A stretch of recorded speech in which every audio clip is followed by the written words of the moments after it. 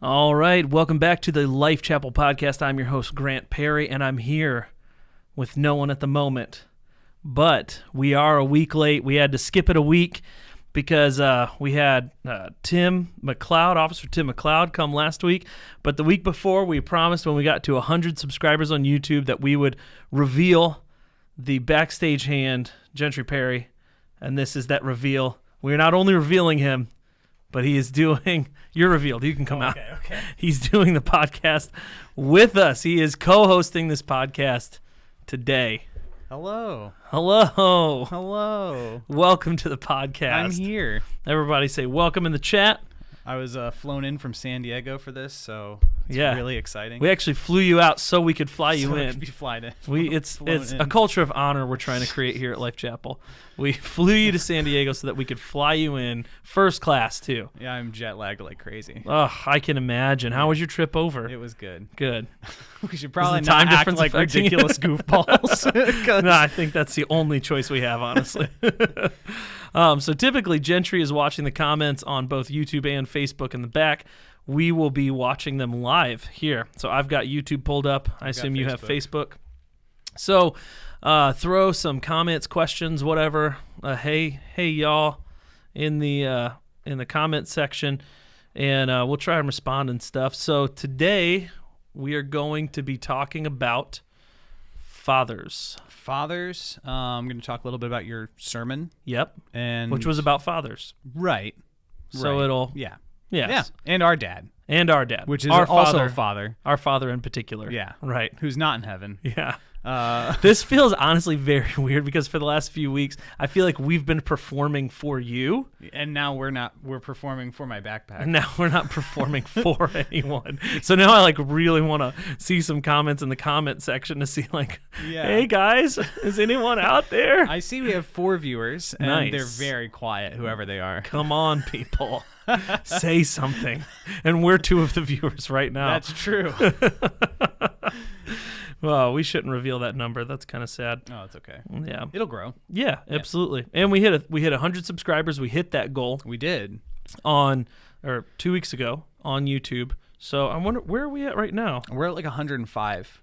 Ooh. It's been slow growing since then, but yeah, we spiked real hard. I think we got 4 subscribers. No, 14 within 2 days. Wow, that's awesome. Yeah. So just putting the call out. So hey, why don't we call that out right now? Yeah. If you are not subscribed to our YouTube channel, you can go to youtube.com/LifeChapelToledo. Which we got. And we got that because we got 100 subscribers. That's right. And if you have a Gmail, you have a YouTube account. So just click subscribe. Yeah. It's that easy. It's just subscribed. that easy. And then you won't miss anything else. That's true. You've missed so many things. You can click subscribe and you can click the bell icon. Yeah. And it'll give you a little ring-a-ling. You on should your have, phone. right now, you should have retroactive FOMO for all of the things that you missed out on by not being subscribed to the Life Chapel pages. Okay? Well. Also, if you're on Facebook pressure. right now, go ahead and share this video. We did some, Sierra, Gentry's wife, did some analytics on our things, and viewership and shares are deeply correlated on Facebook. Yeah, it's incredible. I mean, my wife is incredible. She had just got literally settle down. thousands of cells on Excel. She's one of our 4 watchers right now. Yeah, she is. I know. I saw. she commented. But, shout out, baby. But she broke down the data, and there's a 90% correlation between the amount of views that we get and the amount of shares that we get. So if you're watching, share the podcast, share the Bonuscast. You know what? I'll just share it to my page right now. You know what? I'll share it too. Why are we so good at this? That's the question. That's a good point. Sierra said we're shy. I know. Share to newsfeed. Share now. Boom. I just shared it. It's just that easy. I was at last night. I was at Poco Loco with Toby Jacoby. You know Poco Loco downtown? I don't know if I do. You don't go downtown. I don't go anywhere. I like to stay in my apartment. You just don't go downtown. That Gentry too. hates downtown. Yeah, Corona was like a dream come true. It was really. I've been thriving for 3 months. Oh my gosh. Everyone else is stressed out of their minds. I gotta get out of the house. Gentry's like, this is I could literally handle another couple months of this. That's the worst thing I've ever heard. I've been going on more walks than ever before. I've experienced outside. I saw a bat a couple weeks ago. Wow. Just on a baseball bat? No. Like a little bat crawling on the ground. Oh, disgusting. It was a little nerve-wracking. I'm not gonna Why was it crawling? I have no idea. What, you think I'm a bat scientist? A batologist. Yeah, I have no idea. I thought you had your minor in batology. No, yeah, Sierra was with me, and we saw this. I've been going on walks. I've been getting more fresh air. I'm losing weight. It's wild that you've been getting more fresh air during Corona. I just don't understand. Because I have more time to just be alone, and that's the only way you can do that. And Sierra's at home all the time now. So she's making you walk. So I have to go outside. No, just kidding. So someone's monitoring you and making sure you're going outside.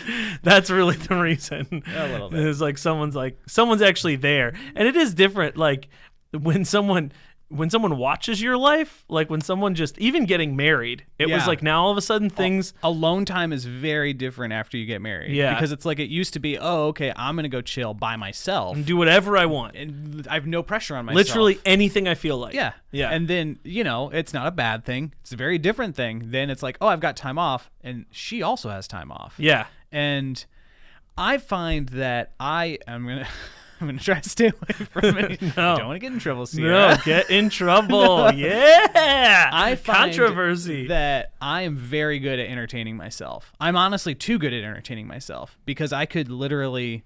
I see like posts on Facebook. It's like, could you spend a month alone in this mansion? And I'm like, yes, very easily.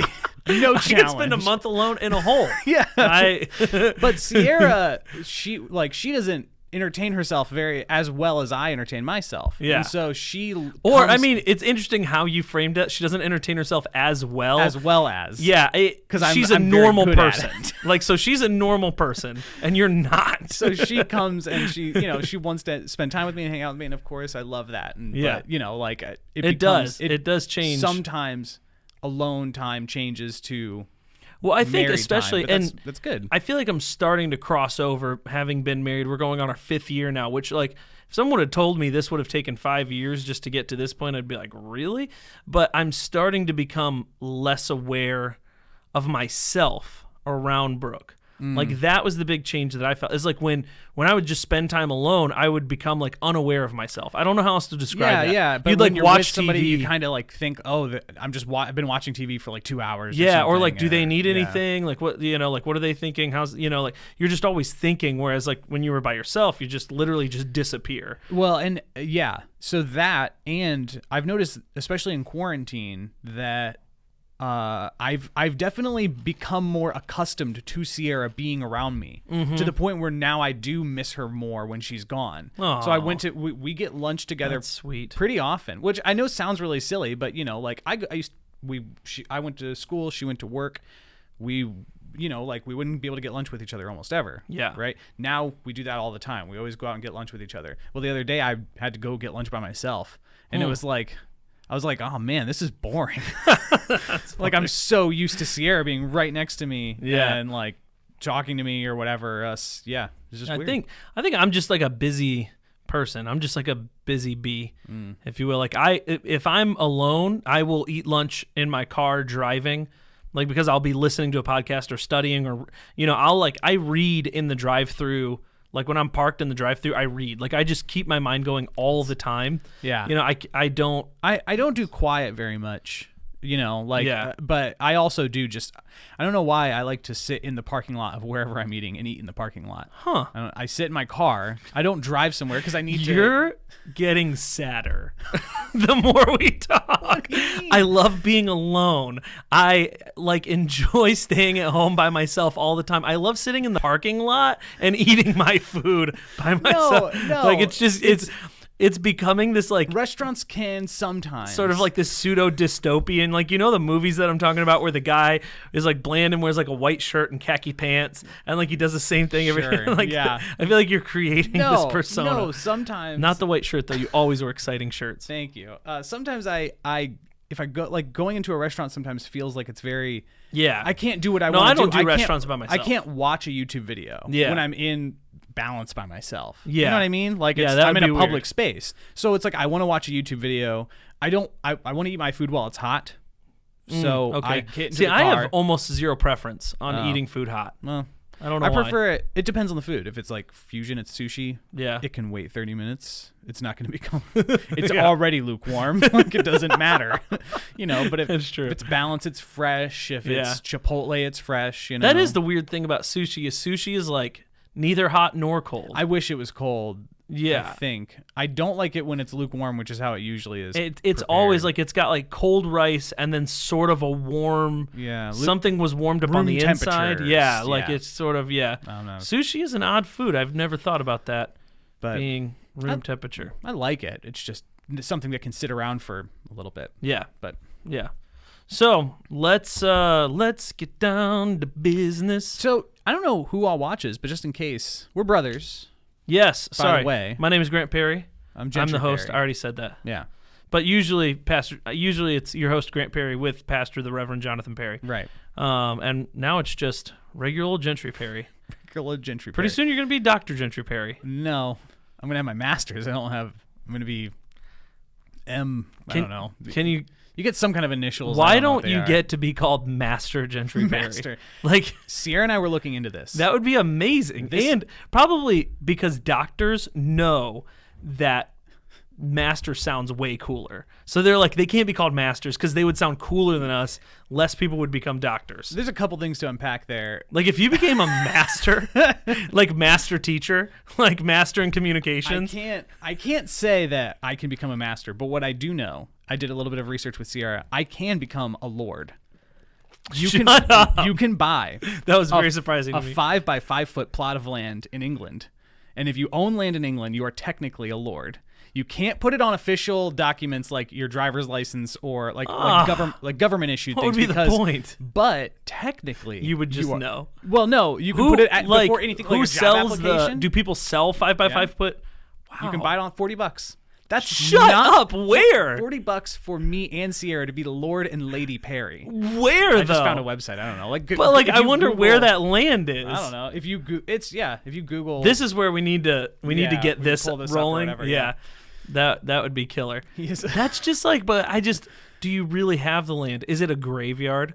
Cuz I wouldn't want to own somebody's grave. I think somebody owns like a giant, ridiculous plot of land, and they're like, "Hey, I can make some money off of this real easy." and nothing happens. Nothing. To them. Yeah. You can go visit your plot. Be amazing. Do they have it labeled though? Really? Yeah, but you probably get approximations. You're just like walking around like I wonder which one is ours. Yeah. Just a giant field. so like job applications. You're Lord Perry, Lord Gentry. And with my 4 names, it becomes Lord Gerald Michael Gentry Perry. It does becomes sound like ridiculous. a Lord Gerald Michael. That would be awesome. We should start calling you Gerald Michael.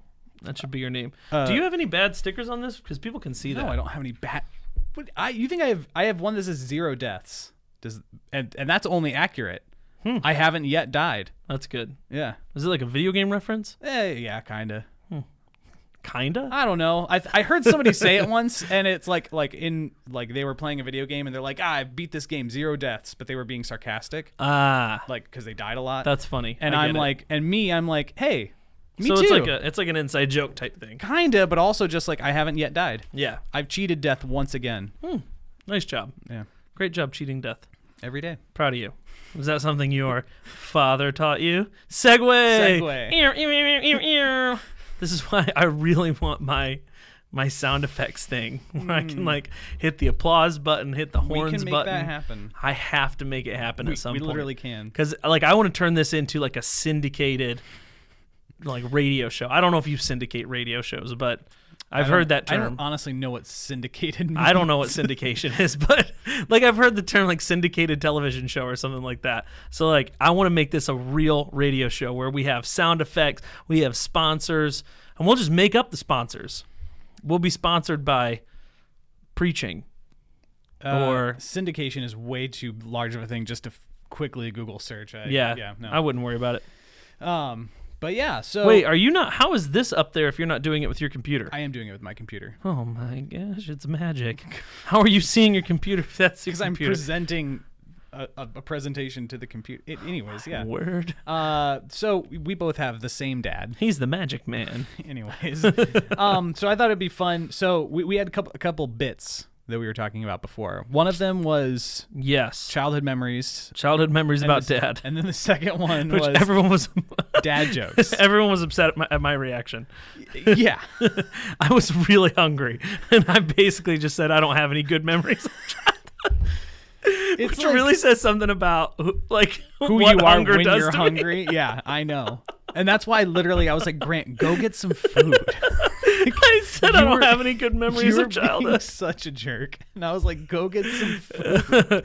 And I did. I ate Penn Station, and it was delicious. Chicken Parmesan sub with the fries and the cookie. I didn't get the lemonade. I'm not a lemonade fan. You don't get Penn Station people out there. I do. Every now and again I get some. But you're not a Penn Station person. Penn Station people out there right now are like, did you get the lemonade? And I'm like, no, I didn't get the lemonade. Yeah. There's tons of them out there. They're all over the comments right now. I can feel it. I got McDonald's. Because I don't get it very often anymore, and I'm just like, honestly, it's kind of nice to have every now and again. It's been bad. I've been getting it like twice a week for the last 2 months. I used to live off of it. Yeah, when I was 18. I know your car was constantly full of McDonald's bags. Yeah. That's bad. What was your order? 2 McChickens? It was like a $3 order or because something. I was on my own money and I was broke. I was on my own money. My parents gave me an allowance. Because I couldn't sustain myself. Yeah. I was on my own money from my parents. Yeah. But 2 McChickens plain, a large Coke, and a small fry for $4. $4.07 with tax. Because I respect you for that order. But it wasn't bad. I mean, it's definitely not good. Yeah. Just like trying to eat that now, I'm like, ooh. Recently, I'm obsessed with chicken nuggets and sweet and sour sauce again. It just like came back. And I'm just like, man, like tonight, I'm just thinking right now, I like would love to go get some chicken nuggets after this thing. Yeah. I'm too full to even. I don't feel food is not appealing at this moment. You moment. eat much later than me, though. I do. I eat lunch like around 2 or 3. I think that's probably because like Ella wakes up at literally between 5:30 and 6:30 every day, and so like lunch.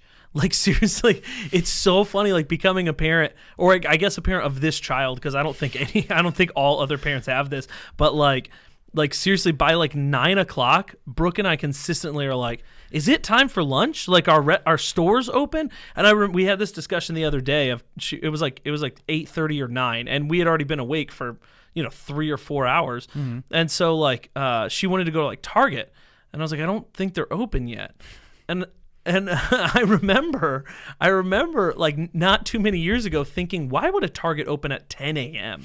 Who's going to Target at 10 a.m.? Oh my goodness. And now I'm wanting to go there an hour early.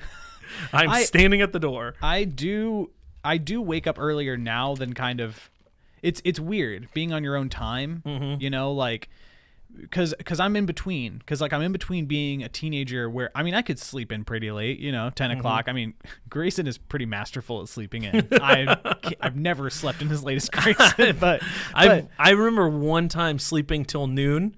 One time that in would my give me life. such a bad headache. Yeah, I did that a couple times. Yeah, but now I'm getting to a point where it's like I wake up comfortably around 8:30. Yeah, which is pretty good for me. I feel very good about that. I'm like, that's good. Like that's my natural alarm. Yeah, and I don't in the summer I don't have any I don't have to be at work at 8 a.m. or Todd whatever. Starker's in the chat like 3 a.m. Todd Starker. Yeah, get up at 3 a.m. I know. I can't. I just always, anytime I think about like complaining about how early I get up, I just always think about Todd, and I'm like, well, he got up at 3 a.m. today, so I know, which is funny because that's similar to when I went into work when I worked third shift. Yeah, and I'm like, Todd, what are you? That's so dude, early. I remember when you went into third shift. I went insane. You did go insane, 3 dude. months. Being around you was weird. I did not like being around you. I just hated existence. And I felt I felt empathetic for you, but at the same time it was like you're not making any sense. I gotta go. I would call people, and like I would call Sierra, and we would talk, and I would just stop talking, and I'd forget that we were on the phone. And I would just zone out. Because you, for whatever reason, like some people adapt. You did not adapt. It was horrible. You did not sleep during the day. I pretty much just didn't sleep. And it was so bad. I don't recommend this, obviously, but I would take NyQuil to try to go to sleep. I would take 5-hour energies to try to wake up. Yeah. Because you were like a low level, like Michael Jackson. I Just the lowest level I'm drug user. I should 20-year-olds should not be in charge of themselves like I was. Like I was just like, I got to figure out how to do this. So I was just like, this is stuff I can get over the counter. Like, oh my gosh. I don't know. I did not. Yeah, and I remember you talking all the time about the water running through the walls. You're like, there's water running. Like, it's almost embarrassing. You don't hear the water running through the walls and be like, oh my gosh. I was so I just sensitive. wish you would stop talking. I could hear pipes all the time in our apartment. I could hear because we were living together at the time. I could hear kids laughing outside. Like I heard static. And meanwhile, you had a fan that was probably at 30 decibels, just so loud in your room. I don't know how you heard anything. It's because I was delusional. It was. Yeah, you would always talk about people screaming, and that's when I started to get scared. You're like, you don't hear the people screaming outside all day, and I'm like, no, man, I don't hear people screaming outside. That's a scary time to think about for me because I was straight up delusional. You were losing it. For 3 months. Yeah. I was really bad. I'm so glad you got off third shift. Yeah. That was wild. I think it should be illegal personally. Yeah. Unless you're an emergency worker. If you're a cop, a firefighter, an Which EMS. I think about that for the emergency workers. For nurses, third shift, that's got to just be the worst. Right. But those are the only people I think that it shouldn't be illegal for. Everybody else, I'm like, no. Yeah, because if somebody needs medical help in the middle of the night, you can't just be like, sorry, you gotta wait till morning. Right. But I'll be in at 9. Can you handle it? I have a knife wound. First of all, what were you doing wielding a knife at 1 a.m.? Well, that's the thing is you can't tell the police, you gotta wait until morning because it's the crime doesn't wait until morning. That's true. Crime happens at night. All of it. Yeah. All the crimes. Anyways, we should get off of that. But we need to get. We're already 20 minutes in. Do we need to? Do we need to do anything? We don't. I mean, we can run the show ourselves. We're in charge. But we can get into. We should. We should run the show ourselves. No. We should move on. Oh, okay, gotcha. I was like, aren't we? So, do you really quick want to kind of go over your sermon first? Do you want to talk about the dad jokes? The memories. Let's talk about the sermon first. Okay. And then we can kind of move on from there because I think people will be interested to hear our memories of Pastor Dad. So stay tuned. Stay tuned. Yeah, because we are going to be talking about memories of our father, Pastor Jonathan Perry. Yeah, which at 2 p.m. today I had 0 positive memories of because he does. He had a great childhood. I was too hungry to remember any of the positive memories. You were. No, but I actually am interested in hearing how you describe. We rarely obviously talked about our childhood together. Yeah. But you and I and Grayson, I'm 5 years from you. You and Grayson are 5 years apart, so we're pretty spread out. Yeah. So we had sort of different childhoods altogether. I bring this up to Grayson all the time, and he doesn't watch podcasts, so whatever. I'll just say it. He one time he told me this is the most hurtful thing he's ever said to me. I know what you're gonna say. I was more of an uncle to him than a brother, and I was like, oh, wow. Yeah. Which I guess makes sense because I left home. At 18, he was 8, and I left home for 4 years, which is when he went into. He was 8 to 12. Yeah, and then you came back, kind of, and Yeah, I was in and out of the picture. Yeah, so we're pretty spread out. So I'm interested to hear some of your memories, but we'll hold off that till later. Let's talk a little bit about the sermon. Yeah, it was good, by the way. Thanks, man. Father's Day sermon for those in the future watching. Yeah. That's kind of what this last one, don't call it a comeback. Welcome to the future. Fatherhood. For those in the future, welcome. Yeah. Anyway. Sorry. All right. Yeah. So we talked about, it's been a part of our series called Don't Call It a Comeback. Mm-hmm. And we've been talking about how God has a plan in everything. God uses everything for the good of those who love him, as the Bible says. And so I was talking about fatherhood, but I think the thing that I wanted to spend more of my time on, and I probably spent too much already, but I guess I can get your thoughts on what you thought of this part of the sermon, but on the institution of fatherhood, mm-hmm. rather than how to be a good father, or 3 steps to, although I did get to 3 steps, or something like that, but I spent quite a bit of time on did you go back and listen to it, or were you able to pay attention? Yeah. What was your because I was afraid I was losing people in that part. So what specifically is a big thing? Do you mean like about like the normalization of taking fathers out of the picture? Yeah, kind of like I had like that intro and then I prayed and then I got into this like sort of big meta narrative. Yeah, there are some influential facets that are kind of trying to take out the father as a necessary part of the family picture. Right. Really to deconstruct any part of the family picture and say that none of it is necessary. It's all a social construction in which we put too much emphasis on, which produces damaged people. Yeah. That's what some facets are saying. We don't believe that at all, obviously. Our church believes in the family, the nuclear family structure. Well, and what I was trying to explain is I think that belief in itself is a response. It's not something that came out of nowhere. Yeah. It's a response to fatherless homes and trying to find a way to move forward as a society. Right. With the reality that a good portion of people. There's a lot of people who grew up in single parent households. Right. A lot of which single parent moms, particularly. Yeah. Well, we were just watching. I was watching like a commentary from these two guys on a video that went out on Father's Day.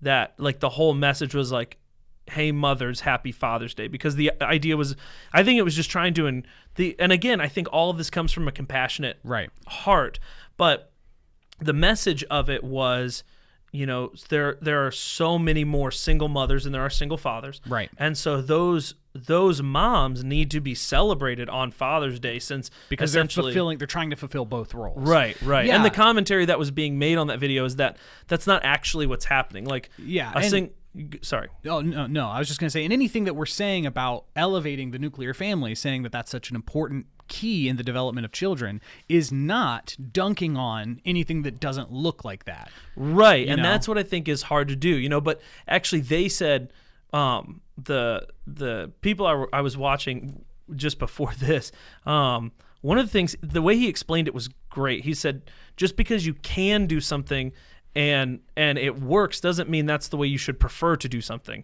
Yeah. So basically he said, like, I could drive with my feet. That doesn't mean I should. And it was kind of a joke. But the idea is that, like, some people might have to drive with their feet. There may be some circumstances where you have to drive with your feet, and learning how to drive with your feet is an amazing feat, an amazing testament to your ingenuity as a person. And so that's great. So in a single parent situation, that's fantastic. It's great that you can become a good single parent, but at the same time, on a society-wide scale, or on a society-wide scale, I guess would be the right word, we should still celebrate fathers, and we should still deem them as necessary. Right. And we were and in the Christian viewpoint of that, it's that Jesus can redeem any situation, regardless of where you're coming from, single parent, no parent, whatever. That's not necessarily the ideal plan. Right. And even though it can be redeemed, that's not the intention. Yeah. Yeah, and I felt like I had to spend a lot of time on that because explaining that tension, I think is important, because it's a very difficult line to walk, because I don't want to alienate or make anyone who doesn't live within that reality feel less than, put down, alienated, whatever. I don't want to do that, but at the same time, we have to find space. Right. And I think there's just a lot about the last 200 years and dads, and I say 200 years because I'm pretty much talking about Industrial Revolution and everything, and fathers, and how roles have become so narrow in a sense. Like you have to fit this mold exactly. So that's interesting, because I think most people would come from the perspective that the roles were very narrow. Like classically, male-female roles were extremely narrow, and now and over the last few hundred years they've been. I think that here's a thought. I haven't studied this out. So if you just don't destroy me if I'm absolutely wrong. No, I don't know. I was just. So I think that things used to be a bit more fluid, like back in pre-industrial revolution. Okay. Like it was much more. Everything was much more community centered, focused. People were, whatever, people had their roles, but there wasn't as much of a social expectation if you did something that was against the role, if it made sense necessarily. You know what I mean? Like, like a dad might do most of the farm labor because he like, that's how his father did, and that's how his father taught him. And there were different roles in the household and whatever. And you see that in the Old Testament too, and stuff in the New Testament.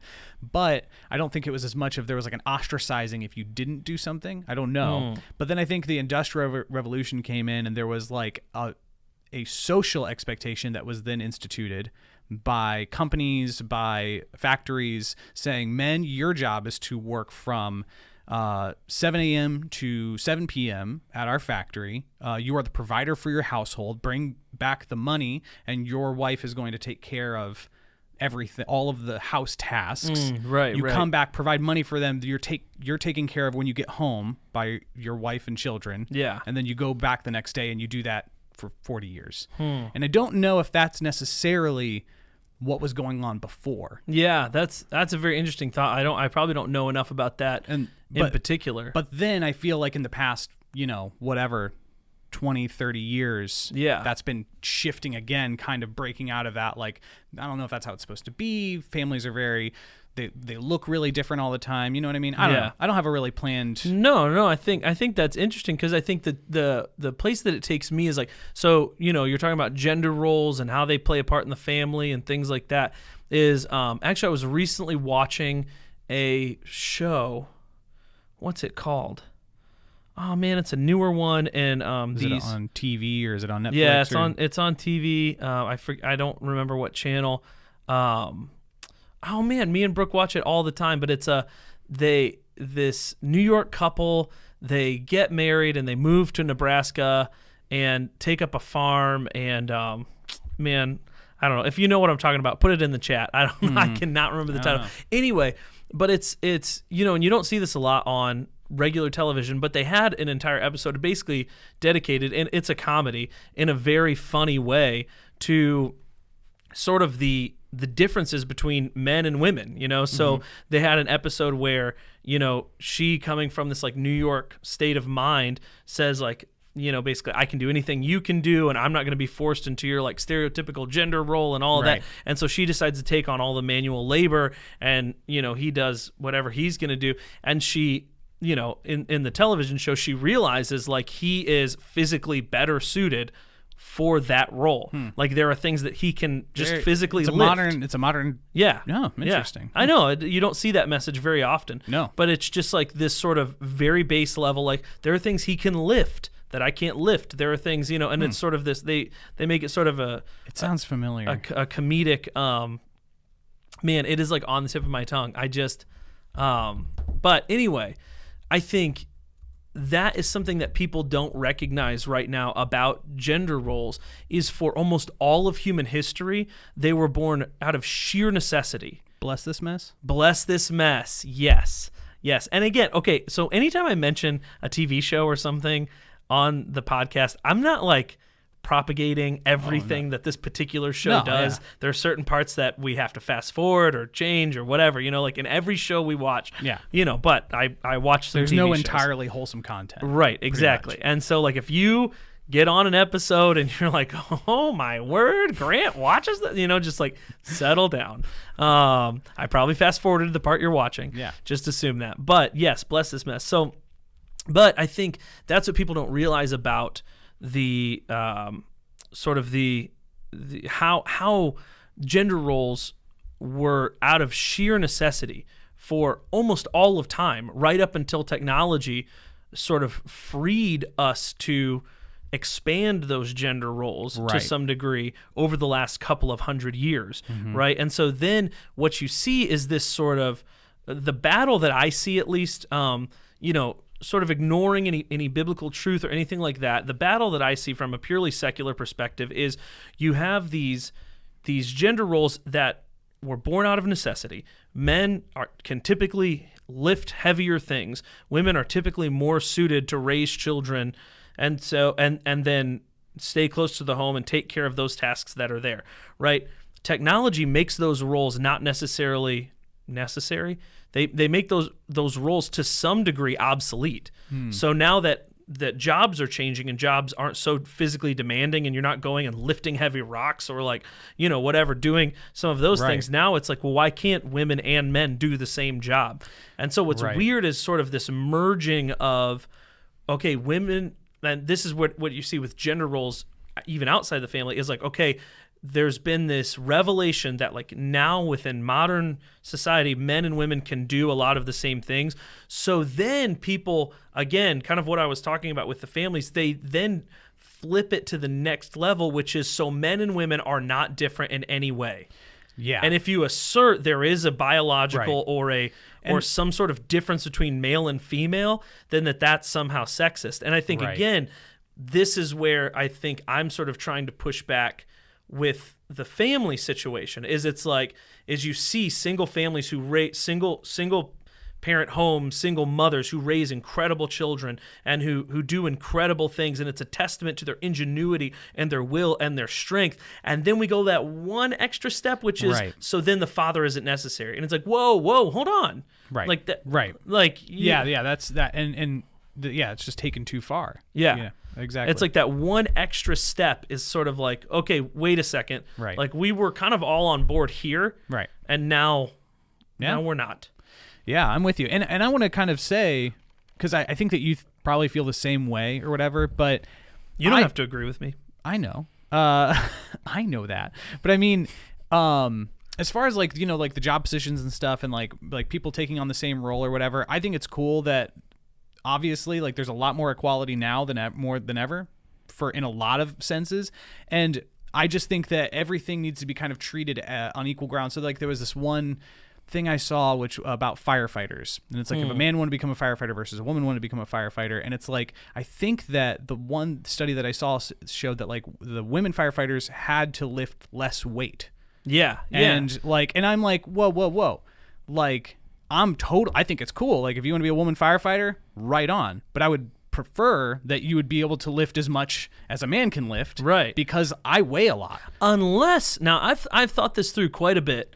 Unless there's a strategic role for introducing. So you might say female firefighters versus male firefighters. Well, typically you might have a female who has a smaller frame, so there might be a strategic role that a smaller frame could play. Now that could also be played by a smaller frame male or a larger frame woman able to do whatever. Yeah, but all parts being equal. And I've thought about that in a lot of ways. Like, why wouldn't we parse out like strategic reasons to have those different skill sets, body types, those general differences. Right. Valuing all for what they are. Right. And not trying to pigeonhole anybody into being something that they're not. Right. Yeah. Because the thing that I think is interesting about the whole thing is it's in an effort to and we are in very dangerous waters here. I know. But I've been thinking about this the whole time. I know you have. I told Brooke, I said, I'm not sure this conversation is going to go anywhere because of how aware Gentry is of like I've let this go. Danger. I've let this go. I know. I haven't tried to stop anything. And I'm very thankful for it. Because I love these waters. But we're in very dangerous waters. So what were we talking about? We were talking about the firefighters having different roles, having strategic roles. I've thought about this a lot. Shoot. You know what? It was probably Jesus. Probably helping you out. No, it's probably my brain, man. My brain just isn't working as good lately. Well, we're going to run out of time. We're already 40 minutes in. I have as much time as I want to have. Okay. But we Okay. So we talked any other parts about your sermon that we want to break down while we're here? I don't think I spent maybe enough time on sort of the three ideas. Obey, trust, and believe. Three sort of, and I don't know. Yeah, I don't know if I spent enough time on those because I was trying to keep it short. But I guess the only thing I would say about that is I thought about what order those should actually be in. So I was trying to follow the series of Genesis and how the first act that Abraham does is obey. Then the next. So then in Genesis 12, he believes and it's counted to him righteousness. And then later on, he goes to sacrifice Isaac and he trusts. And I was thinking about in our walk as Christians, should those roles, should I explain those roles in a different order? Because it seems to me like it would be the easiest order to explain them in would be to believe first, then trust, then obey. And I said that to you actually before this. I don't know if you remember that. Yeah. But actually, since then, moments ago, Yeah. I have reoriented my brain once again. And actually, I wonder if there's a reason that obedience comes before the acknowledgement of belief. Yeah, I was going to tell you that, but Were you? yeah. I actually was. Were you really? Yeah. Yeah. Like there's an idea, like there's something to that. Like almost you just obey. Right. Well, it's like, like if Ella's going to reach towards a stove, you say, stop, don't touch that stove. She needs to not process what you're saying. She first needs to just obey and go, all right, I'm not going to touch this stove. And then you can I explain. don't know why. Right. But he said stop. Right. You know what I mean? Yeah. Yeah. But then I think about like there's almost a level of belief that is required to obey. Right. But then that belief doesn't come into fruition until later in the story, which I think those things are interesting. Like belief almost, it's almost brought to the forefront of the story, like from a narrative perspective. It's brought to the forefront of the story later than obedience. And to me, I guess that would be related though to how, because I related that to the disciples, the obedience portion, because God tells Abram to leave his kin. Right? Jesus tells his disciples to follow him, leave everything they have, and follow him. And then it's only later on, much later on, that Peter confesses his belief that Jesus is the Messiah. You know what the easy way out of this is? What? Is just saying that it's a language problem. No, I don't like that. And you can say that really belief and obedience, No. there is a word there that intermingles those two ideas. No, because there's two. No, I Yeah. disagree. All right. I I'm disagree. just suggesting it. I will fight you That's to the death. I will lie down. Dude, so I'll fight you to the death. Brooke is so pregnant right now. The other day. What are you about to say? The other day she asked me to help her get out of a chair because she's so pregnant. And so I was helping her, or I thought I was helping her, but apparently I was helping her past the point which she wanted help. So then I ended up just pushing her off of the chair, and she's going what are you doing? And she literally looks at me and in a moment of just sheer panic, because I don't know, I'm not aware that I'm just pushing her out of a chair. I'm probably watching TV or something, and she goes, what are you doing? I will kill you. Which is that is not a Brooke move. No, you would say that at the drop of a hat. Funny. But that is, it was so funny. She's like, what are you doing? I will kill you. But I feel like anybody who's ever been pregnant or been married to somebody who's pregnant understands that moment, that sentiment. Sorry, my wife said something in the chat. Oh, I think hit it's me. worth bearing. And this goes back to our conversation about the genders and lifting an amount of weight or whatever. She said, sometimes I've seen that women are required to lift X number of weight with leg strength, and men need to lift X number of weight with upper body strength. So the same job can be accomplished, but by using two different methods, playing to the inherent lower body strength of women and the upper body strength of men. That's interesting. Which I've heard that before as well, because women's legs are built much stronger than men's legs. Men are generally built upside down triangles. Generally, that's the male shape. I think you would have to define, and I'm gonna just share my opinion here. She is an ergonomist who knows the mechanics of the human body. That's fine. That's fine. But I think you would have to define stronger than. I think maybe women's legs are stronger in proportion to their body strength overall. But I think if you leg wrestled a woman, I think she would win. Oh my gosh, dude! No, man. You put any male who squats consistently against any female who squats consistently, and almost every time, I guarantee the male's gonna win. I don't know. I mean, this has been the big. I don't care enough to argue it. Okay, that's fine. Well, that's my opinion. Anyways, back to. But no, I get what she's saying. That was just a good comment that I wanted to read. Yeah, back. I think that does make a lot of sense though. Is it's training those different parts of that body. Right. Yeah. Which really is a metaphor for how men and women work as a whole in society. It's utilizing the different parts to create the desired effect. Right. The different strengths. Playing to your strengths. Yeah, the different strengths that come generally with that. But I think going back to the and we're just gonna, I don't know, we'll probably just run out of time. But I was excited about the dad jokes and the dad memories. We'll get there.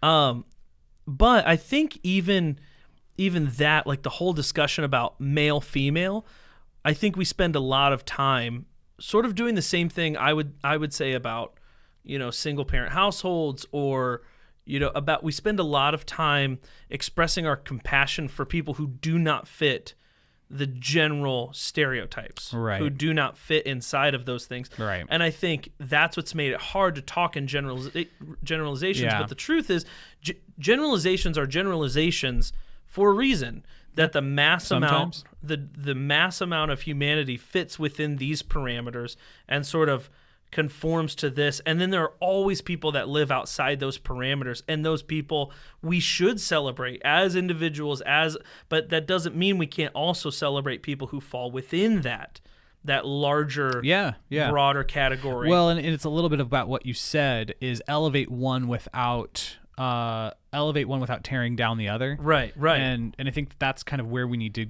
That's the homogeny that we need to reach. And even people. And I don't even know how to do that succinctly. That's not the right word that I'm thinking of. I think hegemony. Hegemony, maybe. I think that's the word. Anyways. Yeah, but and that's hard to do, because even my sermon, 20 minutes was spent dedicated to trying to do that, to trying to celebrate one without destroying the other. Yeah, and it's just part of the times we live in. And it's just so difficult to do. It's not easy. You almost have to, and this is why I think it's important to read the best in people. Mm-hmm. Read the best intentions in people and what people are saying. So and this is something I think we've lost as a society. We're almost consistently or constantly looking for the worst possible way this could be interpreted. Whereas if you look at the best way this could be interpreted, when someone makes a generalization that isn't maybe true of you or true of someone that you have to read the best possible interpretation of that. I think it comes, I don't know where this idea comes from, but there's an idea that it's and sorry, this is going to sound really crazy from me, but I think that everybody goes through it, is everybody's just a bunch of idiots.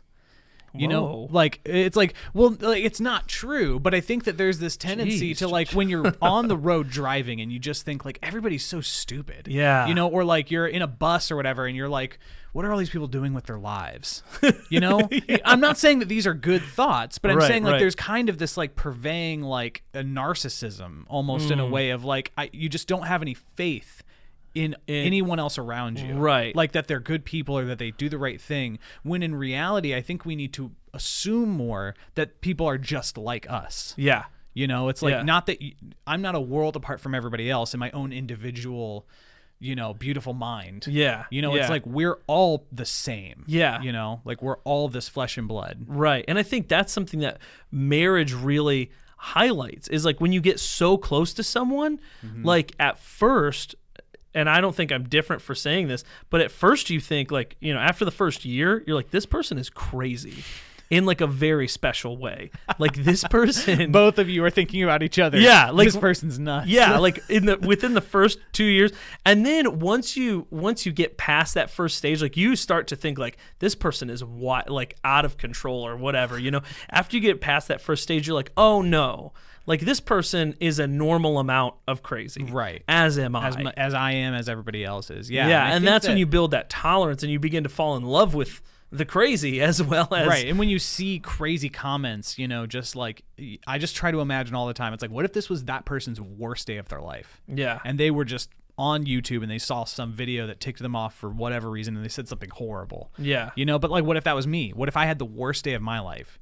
And I was on YouTube and I saw a video that ticked me off and I just said something horrible in the comments. Well, you know what I mean? Or you just assume I don't know, I think about what have we created as society? How could we expect this person to do anything different when as a society we are constantly outraged? We're constantly feeding most people outrage, right? Well, yeah, that's why I completely ignore the news. This is why I think the church is so important, because the church should be the one place you go. And this is something that I have to push back against myself as a pastor, because as a pastor I want to just get up on stage and share my outrage. Everybody, let's just get together and just yell, just go, you know. And I think that's what's going on with a lot of different things, but I don't know that constant outrage is the best way to change society. Right. Actually, I don't think it is. In my opinion, outrage, and that's, I think, being propagated right now on either side of every situation that I'm looking at is like the idea that outrage is the thing that's going to change things. And I think it's not just a now thing either. It's been going on for a long time. It's like outrage is a tool that people use,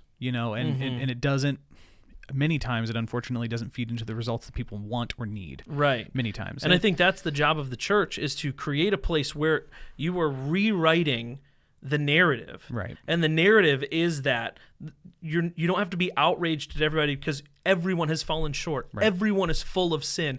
Everyone is broken. Right. Right. And there's only a single Redeemer, and his name is Jesus Christ.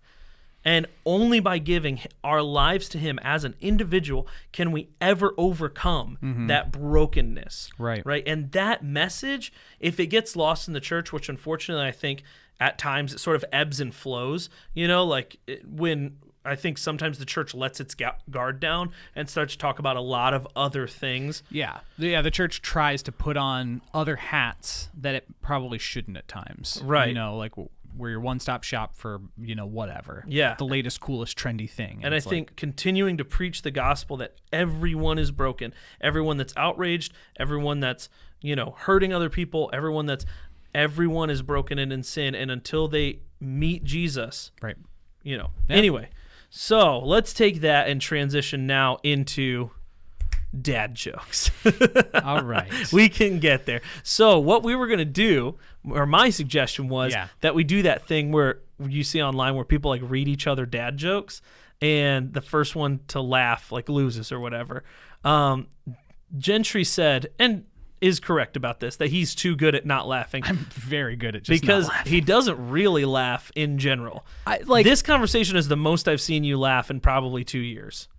That's not true. What have you laughed at?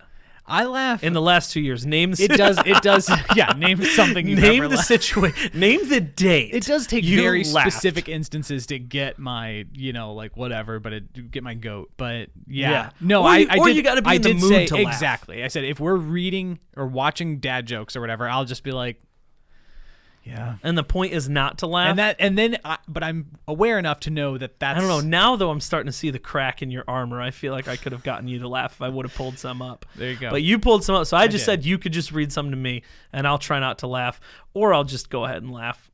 Okay. So I've got 5 for you. All right. And I feel like a couple of them are pretty good. Dad jokes. So first one. See, this would be awesome for my little dad jokes. You'd have to make like a sound for that every time. Like that doesn't just exist on the internet right now. Probably does. Anyways, so what do you call a cheese that isn't yours? It's nacho cheese. I knew that one. Yeah. Oh, dang it. I didn't try not to laugh. Yeah, you did terrible. I just went ahead and you didn't even say the punchline. I was like, I know what the punchline is. Yeah. That's funny. A waitress comes to your table and she says, hey, would you like a box for that? And hold on. The dad goes, no, but I'll rustle you for it. I have not heard that one. That one's pretty good. That's fantastic. And it's funny because it is something that a dad would say. That's in a restaurant. Mr. Gargak joke right there. My father-in-law uses that one. I like that. Yeah, and my brother-in-law. Would you like a box for that? No, but I'll wrestle you for it. Yeah, that's good. Why did the math? Do you want me to give you a chance to guess? Yeah. Give me a second to think about it. Why did the math book look so sad? I don't know. Because of all of its problems. You're an easy These laugher. Are funny. I am an easy laugher. I don't want to not laugh. That's the problem. I love laughing. Don't you want to win? I don't. What concert cost just 45 cents? Hold on. Oh, I know this one. And I figured it out in my head. I haven't heard this one. 50 Cent featuring Nickelback. Yeah, that's exactly the answer. Boom. Dude, that was I did that. This one is directed at his dad. It's less of like a riddle one. It's like, hey, Dad, can you put the cat out? Dad says, I didn't know it was on fire. That was kind of stupid. Well, I thought that was my favorite one. Really? I thought that one was the dumbest one. Wow. Okay. Sorry. That's all right. All right. Well, so you failed spectacularly at not laughing at the dad jokes. I expected to fail. You laughed at all of them except for the one that I thought was the funniest. I intended to fail. So I actually won. That's true. Yeah. You kind of go into games that way. Yeah. Yeah. You're like, I'm not trying to win. Yeah. It's kind of like bowling. Yeah. Like, I feel like there's 3 types of people.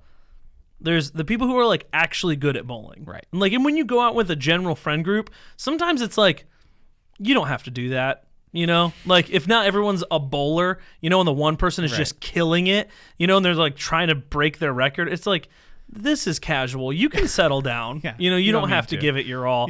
You know, and then there's the people that are like actually trying. And then I think there's like where most people end up is like, hey, watch this trick shot. And then like you just spend the whole time just like not trying because you know you suck at it. Like between your legs and kind of like, you know, like potty shot. And trying to like make other people laugh and like do a funny thing. Yeah. Because you know you're terrible at it. Yeah. I see it as like something to do like once a year. But then I got labeled as the bowling guy for a couple of years because I just suggested to go bowling a few times. And I was like, guys, never mind. I'll never bring it up again. My favorite is that Jim Gaffigan joke where he's like, you know, like, anybody ever suggest to go bowling? And you're just like, we could just go ahead and cut off our hands. Oh, my gosh. That sounds about as fun. Jim Gaffigan is pretty funny, though. Yeah. He's good. Yeah. And he's pretty clean, I actually like bowling every once in a while. Nobody take this, all right? I still have my idea. The next thing I want to do is a hipster bowling, man. Yeah. Like a nicely well done, well designed bowling alley. They have those in some cities. Yeah, it's in with Texas. like killer wings, like the best wings you've ever had. You know, brick oven pizza, just like hipster sports bar meets like hipster bowling and like leather sofas instead of those weird benches, you know. And just, I like the weird benches. I hate the weird benches.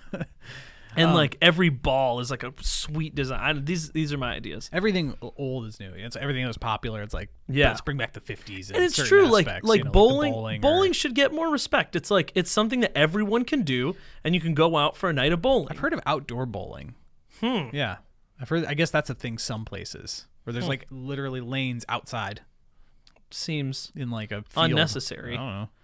Like get a tan while you're bowling. Yeah, I didn't say I like it. I just said it exists. I'm not arguing at you. Yeah. I'm just letting you know. This is how most of our conversations go. I like that this is just letting people in our. Like I say something that's contrary to you, and you're like, I'm not defending it. I'm like, I'm not attacking you. No, I'm just informing you. Yeah, I don't care about that. That's fine. Yeah, I'm just saying it seems unnecessary.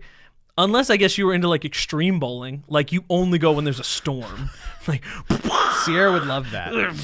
Sierra testing her Sierra endurance. is actively she wanted to be a storm chaser. Like actually, and you know Sierra, like she has the wherewithal to do pretty much whatever she wants. Yeah, she has that ability, and she was really like, I want to be a storm chaser. That's unbelievable. And I was like, you don't, because you could. Like if you said you wanted to be a storm chaser, I'd be like, you're on something right now. Not like you can't figure out how to do it, but you go through like unbelievable. You go through periods in front of everyone. You go through periods of like passion. Audacity is shocking, honestly. There's a live audience and you let them see you just insult me. You go through periods of like really like sharp desire. I've never done such a thing. Okay. Well, now everybody knows that. Not once. Anyways. So let's go on to the next section, and we'll only have a few minutes. We can go a little bit past though, right? Doesn't matter. Yeah. All right. I mean, what's the worst that can happen? People stop watching. Yeah. That's true. We put out a boring thing. Yeah. That's not good. It's fine. So this is dad memories. So I only brought up 2, and maybe more will surface as we talk. Yeah. And so if you're not familiar, our dad is a pastor of Life Chapel. Pastor Jonathan Perry. This is a Life Chapel podcast. We work for him. Yeah, share this video, by the way, if you want other people to see funny memories concerning dad. Concerning Pastor Perry of Life Chapel. I feel like yours are less funny and more one's endearing. The bike one. The bike one's hilarious. Okay, start with the bike one. Okay, so I could only think of a couple. Mom said boys. Somebody said the T. The T. Kennedy Heritage said the Spill the tea. So here's what we used to live like right across from the church. Like our house was one cornfield away from the church. Yeah. Which if you know Ohio, you know cornfield measurements. Yeah. Our church is in a cornfield. Yeah, it's in a cornfield, but our house is one cornfield away. And so it's funny enough, Dad used to ride his bike back and forth between the church. Yeah, like, I did too. Have a car most of he used a car most of that time. But I was riding my bike back. It was like I think it was like a Wednesday night or something, or maybe even probably wasn't a Sunday night. But I was riding back and I was like on kind of like the gravelly bits right next to the car. And I was like, Dad, how fast am I going? And he's like, 15. And I'm like looking over at him. I'm like, how fast am I going? He's like, you're almost at 20. And I'm like going as hard as I can.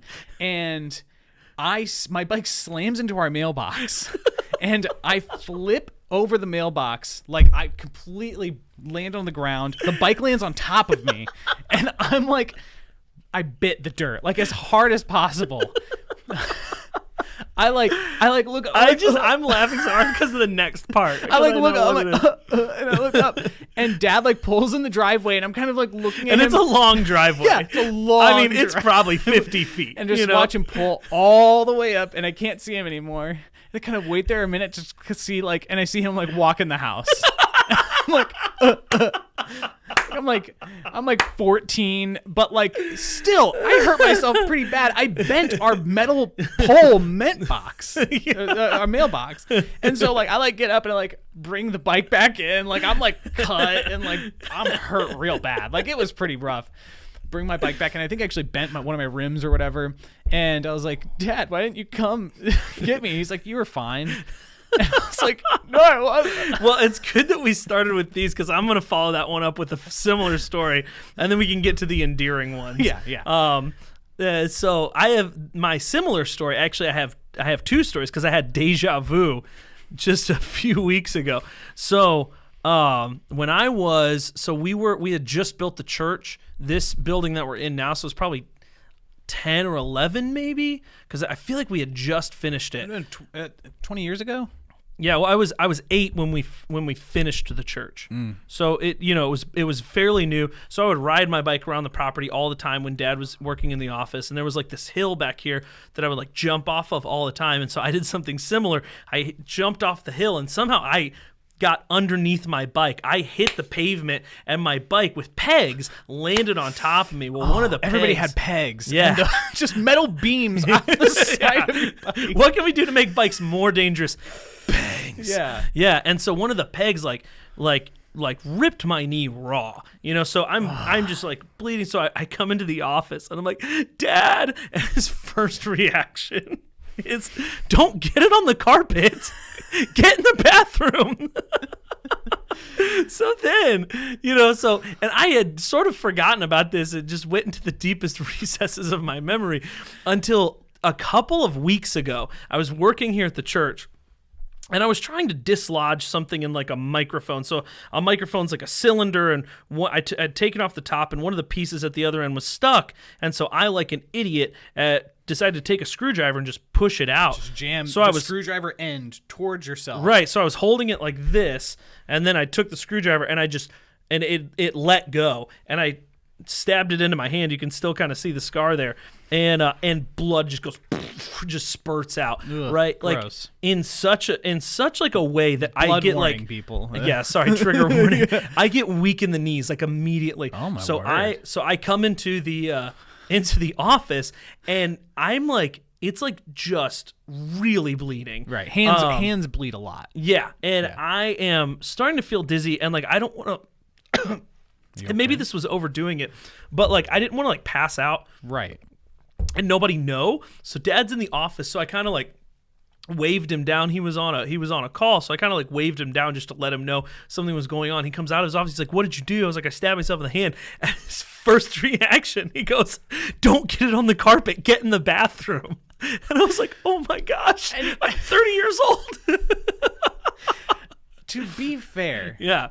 After building a church and taking care of a complex for 30 years, you're like, well, I laid this carpet. And I always say both Dad and Mom, but Dad especially, his stories from childhood, he grew up in a pretty unique situation. Like they sound like he grew up in the 1920s, like Depression era, but he just had a fairly rough, not like kind of rough existence, I guess. It was just, well, like it was a little bit more rough and tumble. There just wasn't some dirt on it. Yeah, he lived. That was the expectation, right? So I will follow that up again with a story that transitions into endearing. Okay.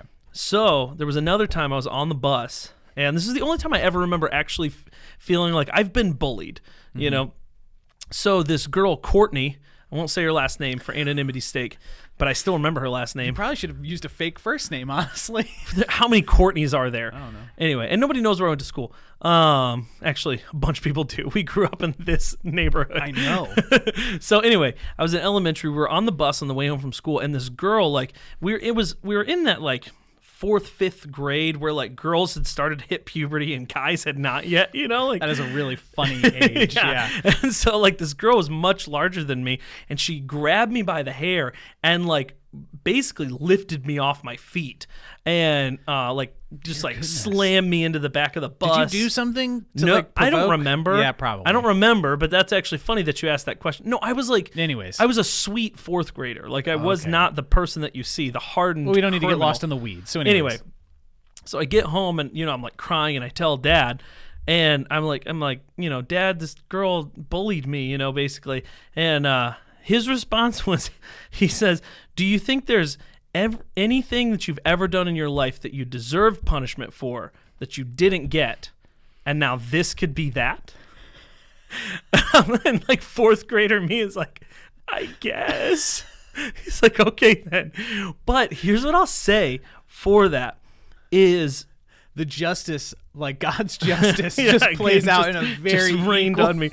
But I never, ever in my life felt like a victim. Never in my life from that moment forward. And I didn't relate it to that moment until much later, but never in my life did I ever feel like I was just Right. being Like randomly bad stuff victimized. just happens because it just does. And it was sort of this realization that sort of a lot of the stuff that we were talking about is like, I'm an imperfect human. She's an imperfect human. Right. It was like this lesson that I obviously have been able to articulate at that moment, right? But it was this lesson that you're imperfect.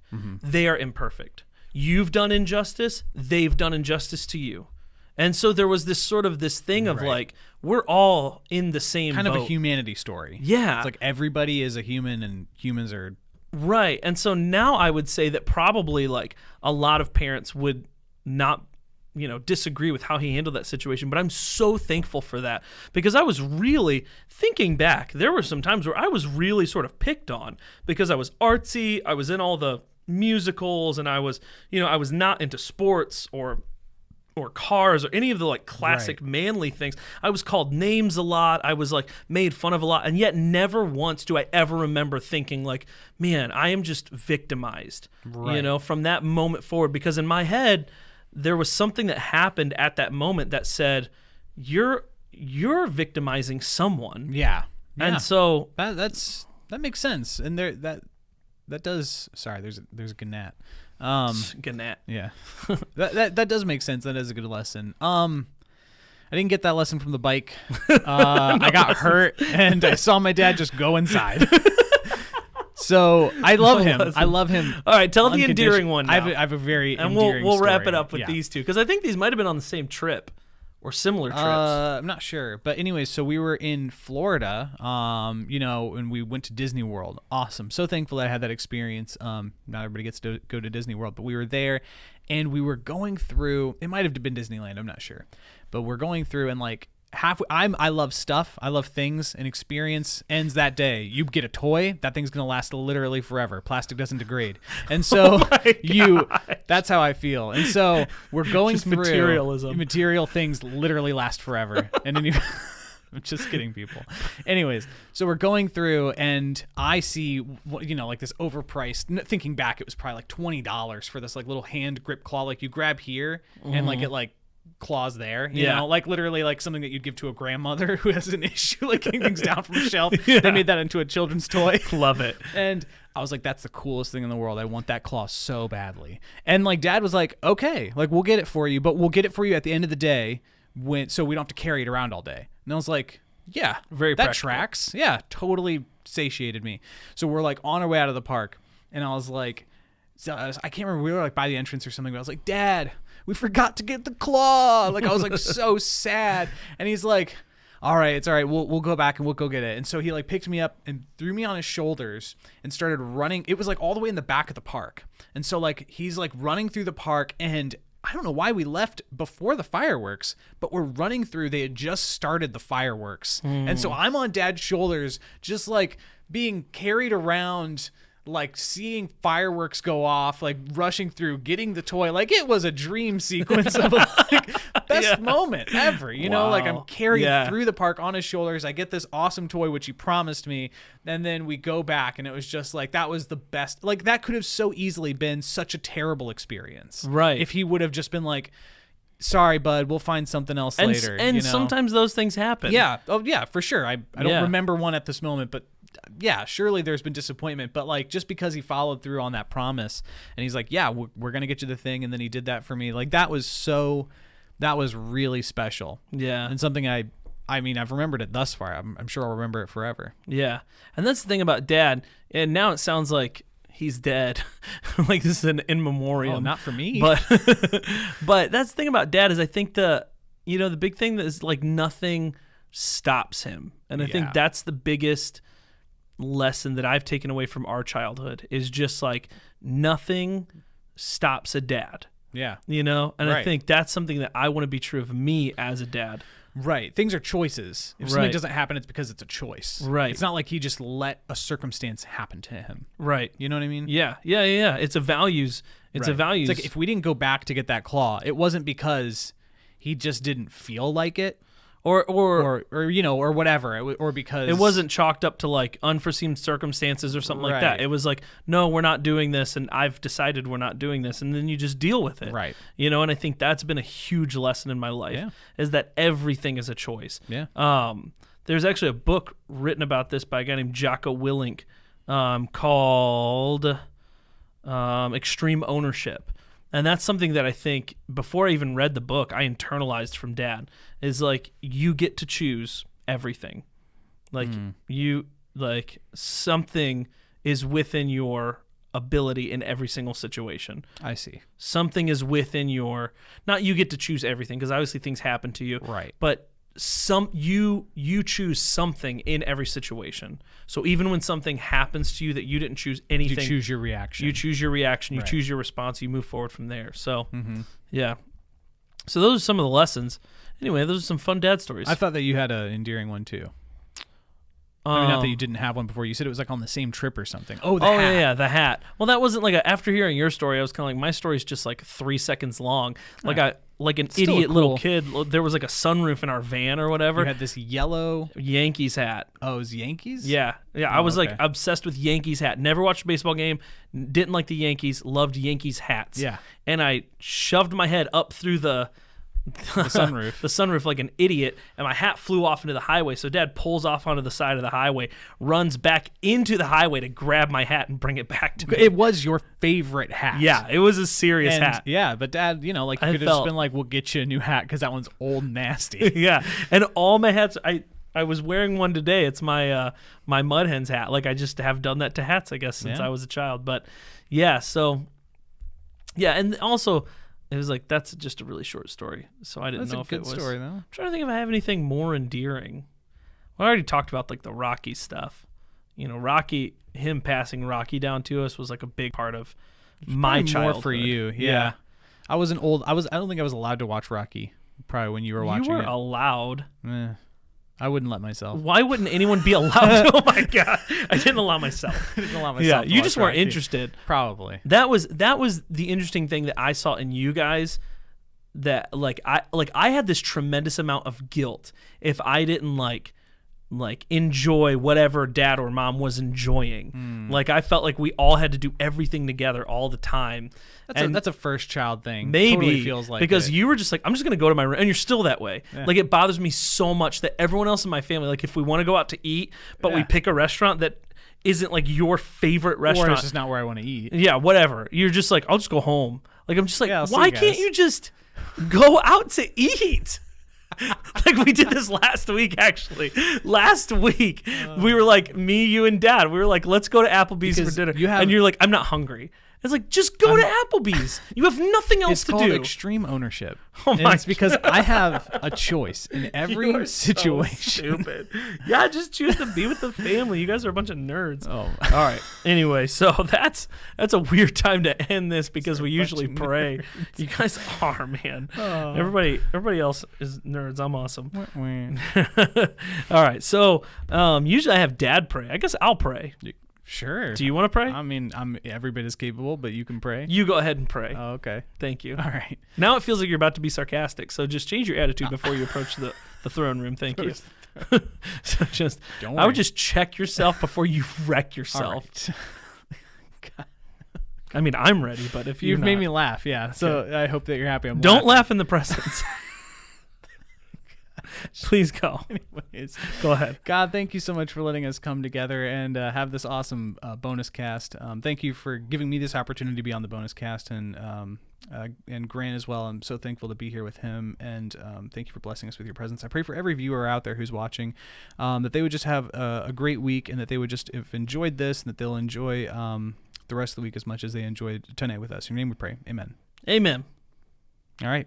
All right. Are Kill we it. gonna kill the podcast? You got to kill the